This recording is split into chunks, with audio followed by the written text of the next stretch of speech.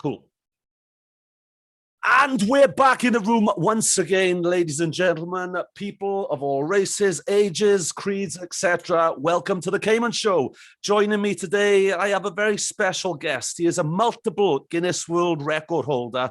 He is the founder, he is the singer of the Pocket Gods, a band that has been going for quite some time, 20 plus years, I'm told. 20 plus years. Give it up for my friend, now yours also, Mark Christopher Lee. How the devil are we? Welcome to the show. Caiman, yeah, thanks for having me on. I feel I won't bore you too much. Not at all, mate, not at all. There's some interesting topics which I'd like to touch on with you. So we'll delve straight in if we can. First of all, 20 odd years with a band, that's an accomplishment in itself, no doubt. I've been in a few bands myself, all right? Some haven't even lasted 20 minutes, before wanting to throttle each other. So yeah, how long have you been together, and how, where, when, and why did the Pocket Gods come about? Yeah, we started it in 1998.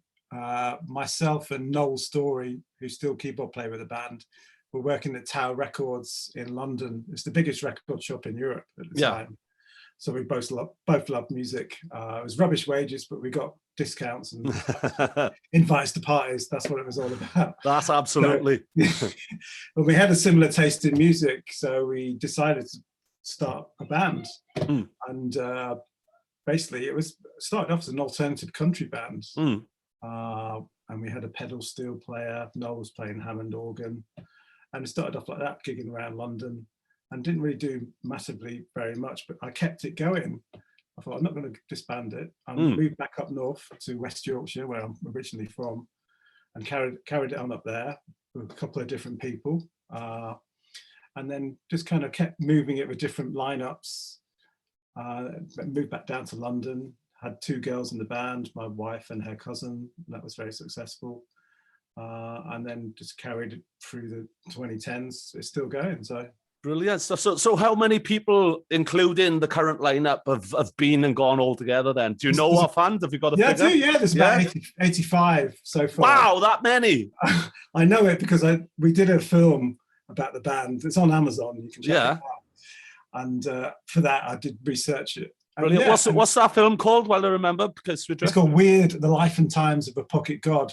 Weird: The Life and Times of a Pocket God. Listeners, viewers, check it out. It's up on Amazon at the moment. Brilliant. So 85 people being in a band. And I haven't really fallen out with anyone.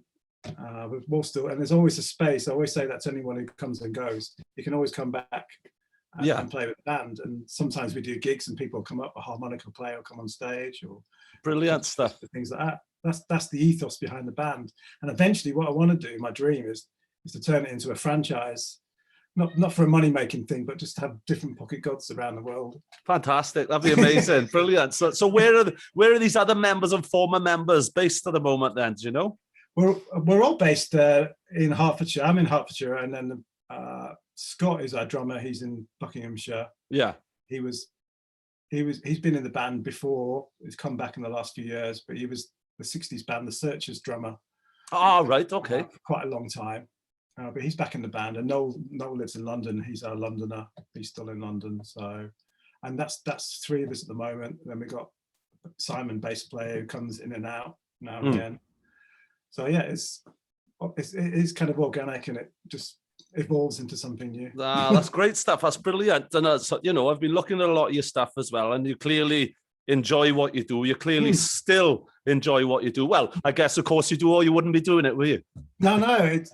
We love being creative, and that's the whole thing. Is just, and we get an idea. Most bands would say, "Well, that's not going to work. That's a bit stupid." Yeah, so we'll just run with it. Well, funny you should talk about creative, all right? Because we're talking here, ladies and gentlemen, as I mentioned at the top of the show, to a multiple Guinness World Record holder.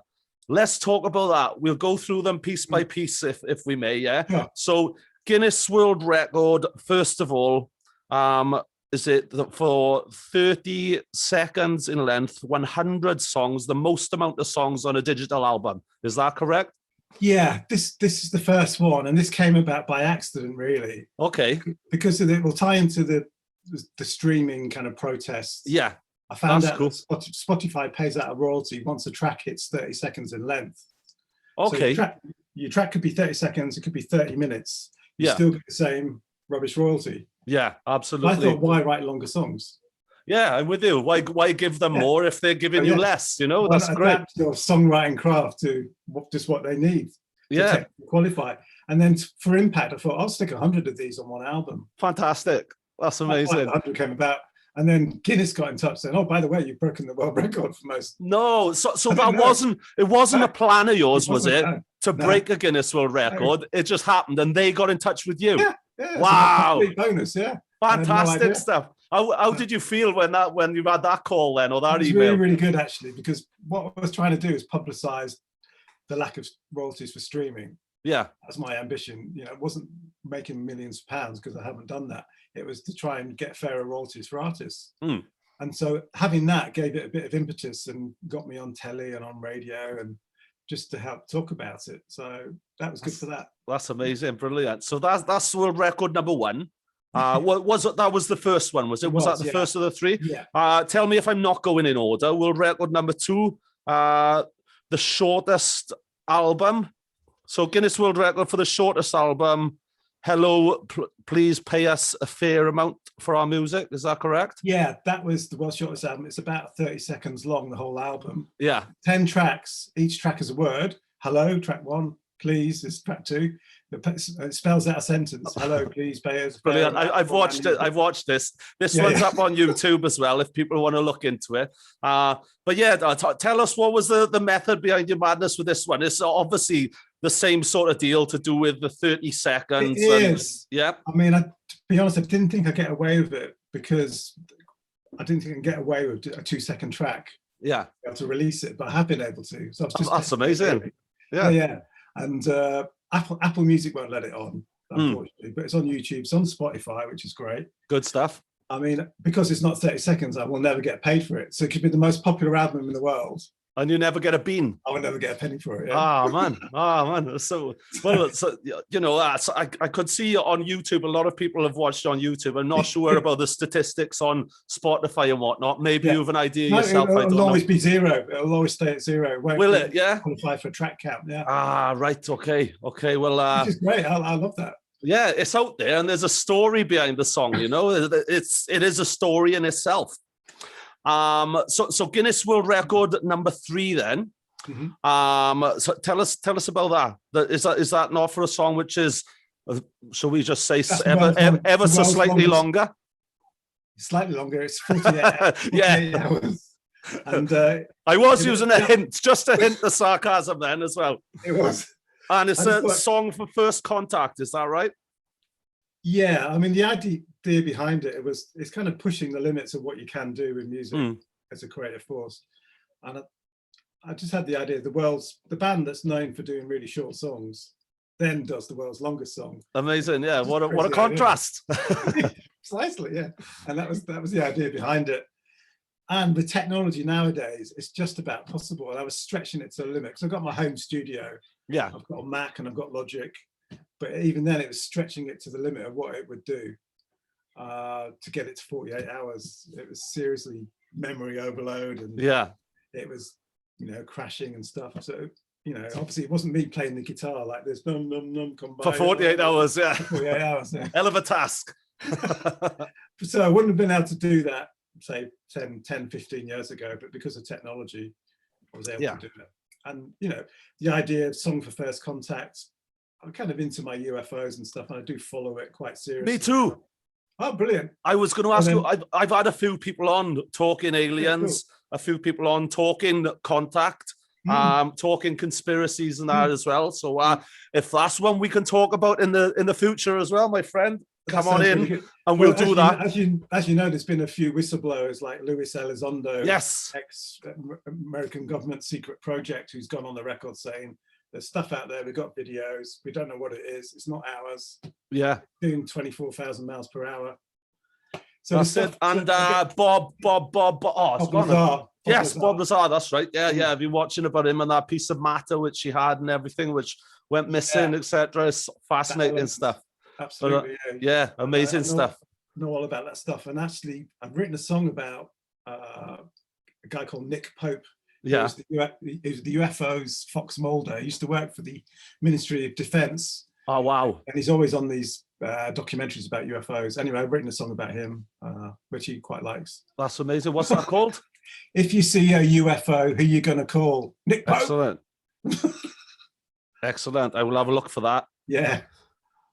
Top man. Brilliant stuff. Excellent. No, definitely. No, but if you fancy coming on and having a chat about that sometime, absolutely, we could talk that for hours in a whole other podcast. That'd be brilliant. Good, yeah. Excellent stuff. Definitely give me a shout or get in touch with Mr. Mike, and he can make it happen. Brilliant stuff. Brilliant. Well, so yeah, congratulations on those 3 Guinness World Records. They're amazing. The last one, the 48-hour-long song then, how did that go down? What sort of feedback have you had from that? Feedback is no one's actually listened to all of it. Even the UFO people, it's like, oh, it's pretty good. They'd have to do shifts, I guess, and they'd have to do shifts, right? You do the morning shift, I'll do afternoons, and then we get someone in to do the night shift. But then there again, I haven't listened to it myself all the way through yet. Yeah, so 2 days is a big chunk of time. It is, absolutely is. Yeah, but yeah, it's an interesting idea. It's got people talking as well, which is definitely good. And that's what it's all about, I suppose, as well. Get people talking. And get people. But again, it's part of my mission to kind of push things to let's see what you can do. Yeah. Because it was a 48-hour-long song, I had to try and get it uploaded so I can get it onto Spotify, YouTube, etc. And that is not an easy task. Was it not? No. My distributor Fuga have been brilliant because they liked the idea, and so I sent them the track, and then they did it on their big servers. Yeah, I think it's a great idea. I don't think anyone else has ever done that. No, I mean, the one before was about 35 hours. It was quite long. Yeah. But this has broken it by some way. Fantastic. Because what happens is when you do something like this, it gets a lot of attention. Then someone thinks, oh, I'll do the same. Yeah. But the thing is, technically qualify for the record is not that simple as doing like 101 songs. Because it's got to meet certain criteria, one of which is commercial. So you have to show that people have actually streamed it. Yeah, right. Okay. Actually made a little bit of money, otherwise they won't qualify. So there's that kind of thing as well. Okay. Well, talking of the streaming then, let's talk a bit about it. I did have D-Ream on the other week as well, and they are very anti-streaming. They like to do things the old-fashioned way, do their vinyl, their CD, stuff like that, and everything, you know. And they are also of the belief that streaming is practically theft, you know.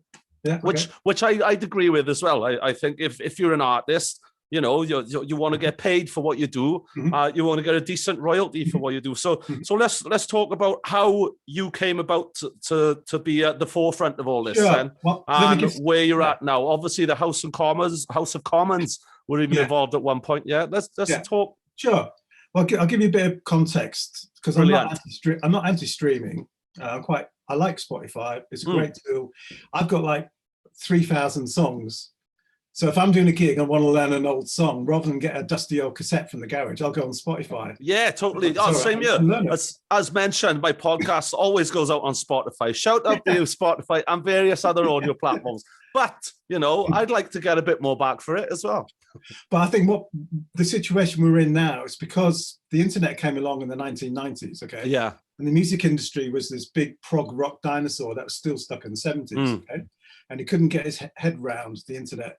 He thought it was just a fad, it would go away. Yeah. And that's why we're in a situation, because they didn't adapt to the new media, which was the internet. So we had piracy come in, we had illegal downloads, we had Napster. Oh, yes. Everyone was getting music for free. That's what happened. Yeah, I remember Napster back in the day. No one was paying anything for music. Some friends of mine had it. I remember it.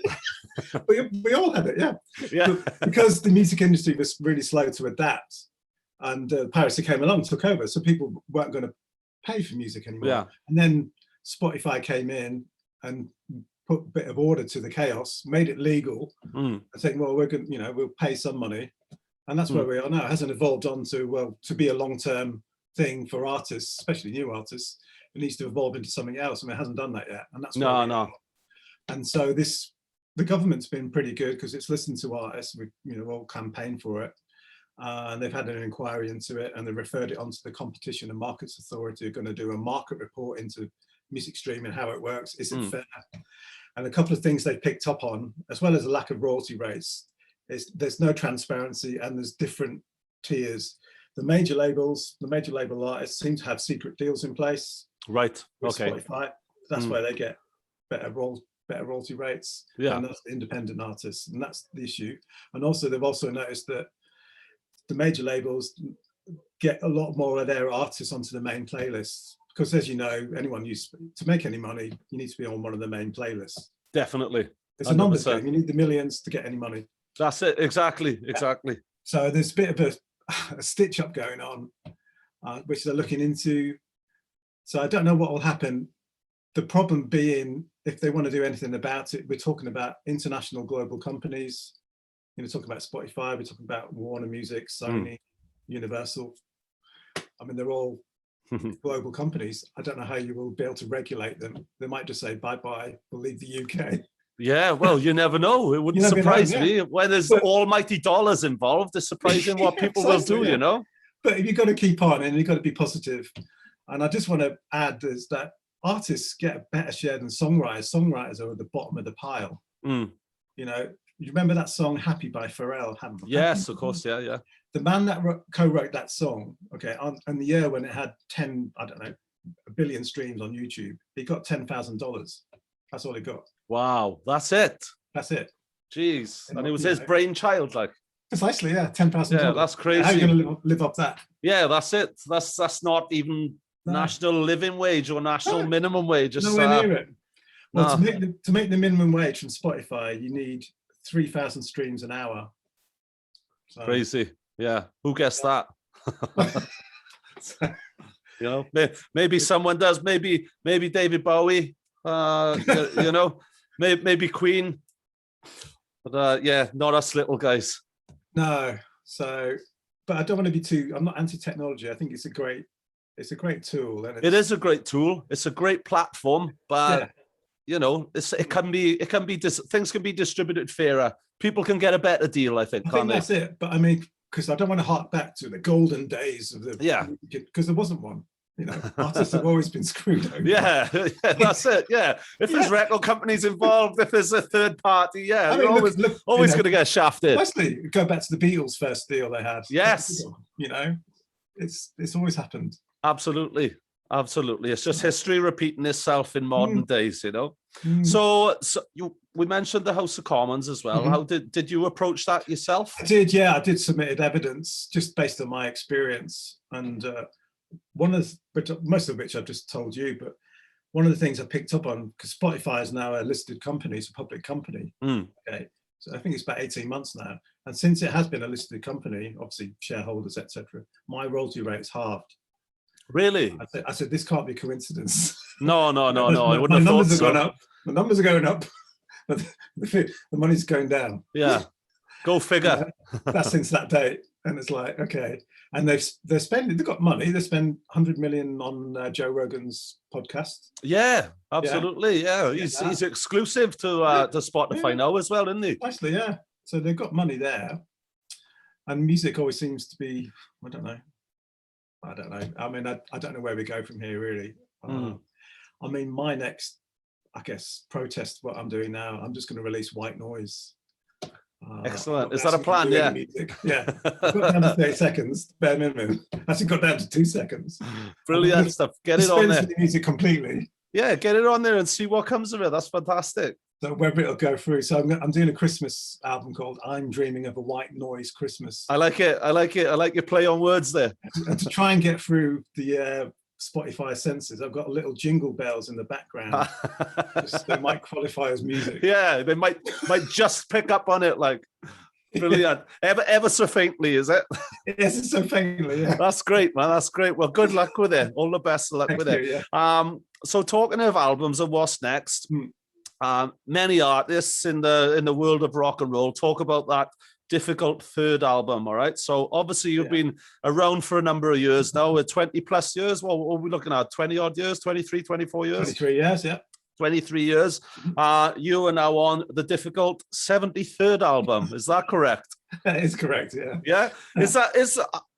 I've got to ask, have you actually recorded 73 albums? Yeah. Or is it you have? That's amazing. Yeah. Amazing. So tell us about this one. 2 of them are compilations. Yeah, okay. But that's brilliant. Original stuff. Okay, well, talk to us about this one. Where did the idea come from? What's it all about? And talk to us about the name as well. Yeah, I mean, it's difficult 73rd. I mean, it's a rock and roll cliche, like you said, the difficult third album. Most bands either run out of ideas or start trying to kill each other. Yeah. Or nick each other's girlfriends. So something usually around the third album. Normally some sort of chaos. Yeah, calamity. So we thought it's a play on words. The album wasn't that difficult, but this is a proper kind of song album. There's no 30-second songs. Songs written mostly during lockdown. A lot of it's inspired by my love of film. So there's tribute to Spinal Tap. This is Spinal Tap on there. Excellent. There's a tribute to Victoria Wood, the comedian. Classic. Yeah, absolutely. So there's an obscure reference to a 70s film with Barbra Streisand called What's Up, Doc? Brilliant stuff. And it's called Nothing to See, We're Inside a Chinese Dragon, which is from one of the scenes of the film. So there's lots of just, being creative and enjoying ourselves really with indie, I guess. More of an indie album, this. Yeah. So it's been fun to do. And it's also a tribute to the late John Peel on there, Ballad of the Peshwari Nam. Oh, another legend. Yeah, and this was a song that he really liked of ours, and he briefly discovered us. And I wrote this song, did a demo, put it on CD, didn't hear anything. 2 years later, I got a phone call from him saying he really liked it. Awesome. He took home dress and sent him some more stuff. But then he died like. Yeah, shocking. Yeah, that was sad. It was really sad. So it's a tribute as well, which is nice. That's nice. Yeah, nice to do a tribute. November the 5th. November the 5th, Bonfire Night. There we are. Excellent. Yeah, I usually make jokes about blowing up Parliament, but it's probably not appropriate. Yeah, not now you've approached them as well, But because they had Sir David Amos, the MP, tragically killed. I actually met him a few years ago. Oh, really? Talked about music streaming, and to be fair, he was one of the few MPs were taking it seriously. What I was telling them. Wow. Yeah, and he was really, really good. And yeah, you'd actually listen to what you had to say, like, yeah. Yeah, because there was some. He was a really nice Tory there, and there was a couple of Tory boys, bit Harry Enfield, going, "Oh, it's just and get a new contract with Spotify." Well, it's not that easy. I can't get a new contract with Spotify. And the Labour MPs were all a bit depressed because Jeremy Corbyn had just been elected, and they were trying to work out what to do. Right. I know where you are now. The SNP were great. We went out drinking and dancing and too busy having a good time. That's what it's all about. So, yeah. Anyway, I digress. But it's all good, my man. All good. Brilliant. So yeah, remember the 5th of November, the difficult 73rd album. Thank you, Caiman. Like what I did there. Brilliant stuff. So I was going to ask what's next. You've already told me what's next. So you've got things going on here, and you've got the 73rd album, the difficult 73rd album. So I guess before we wrap up, is there anything we've missed out that you want to plug in there? Any plugs, shout outs, any acknowledgements at all? We're doing another gig up in London on the 16th of November. Excellent. Hope and Anchor. Excellent. It's a legendary punk venue. Joy Division, Sex Pistols, they've all played there. Oh, brilliant. You can get about 80 people in, which is probably about our fan base. So, that's great stuff. So tickets on the door, or? Yeah, it's online as well. Just type it in. I mean, you can find us on Twitter at The Pocket God, on Facebook, The Pocket Gods. They're the two main places, really. Excellent stuff. Brilliant. I'll chuck links into the video and audio descriptions as well, so people can if you struggle with technology, you can just click them down below here somewhere now. Okay. But also, seriously, if any musicians out there that want to do Pocket Gods franchise, just get in touch. We'll set you up. Excellent stuff. Talk to us. Give us a little briefing then. I know we touched on it a little bit earlier. Before we go, just give us a little briefing on Pocket Gods franchise then. What people would need to offer, and I guess what they get in return, sort of thing, really, as well. Yeah, I mean, it's not going to cost you anything. You get access to the name, songs if you want them, style of music, access to how to get a world record. That's all in there. Social media, fan base already all around the world, and a record label ready to release your stuff. Sales would be split 50-50 between the label, which is the same deal as we have, and the band. It's fantastic. You're not tied into any contracts. So excellent. And where do people find out about that? Just get in touch via social media? Yeah, get in touch via Twitter or Facebook. That's fine. Yeah. Excellent stuff. Like I said, peeps, we will drop the links in down below. Mark, it's been a pleasure to meet you. Lovely to talk to you. And like we touched on earlier on, if you want to come on and talk about the sky, the unquiet sky, get in touch with Mike. Get in touch with me. Or if you stay on after, I'll just take your email or you take mine, and we can do it that way. Sure, okay. Top man. Look after yourself. Mark Christopher Lee, everybody, on the Cayman Show. Thank you so much. Woohoo!